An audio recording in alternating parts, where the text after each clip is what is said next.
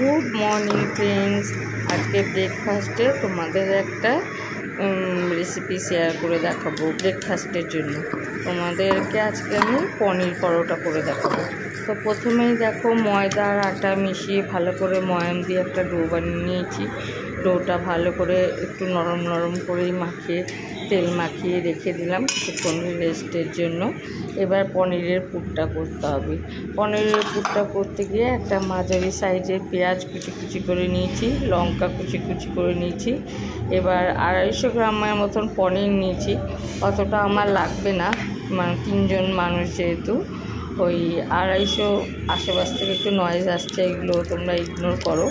পনিরটা নিয়ে পনির, পেঁয়াজ, তার মধ্যে একটু চাট মশলা, আদা রসুনের পেস্ট, নুন দিয়ে সব কিছু দিয়ে পরিমাণ মতন সব দিয়ে ওটা একটা ভালো করে হাত দিয়ে একটা ভালো করে মেখে নিতে হবে।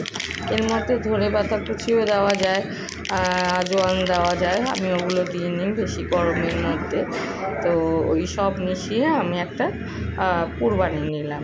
এইবারে পুরটা কী হবে, রুটির মতন করে বেলে নিয়ে যেমন মোগলাই পরোটা করে, মাঝখানে পুরটা দিয়ে চারিধার দিয়ে ময়দাটা ফোল্ড করে দিয়ে তারপরে ওটা আটার গুঁড়ো দিয়ে চৌকো করে বেলে নিতে হবে। তোমরা দেখতেই পাচ্ছ কীভাবে আমি মুখটা বন্ধ করলাম, মাঝখানে পুরটা করে চারিদিক দিয়ে ফোল্ড করে নিয়ে এবার চৌকো করে বেলে নিলাম।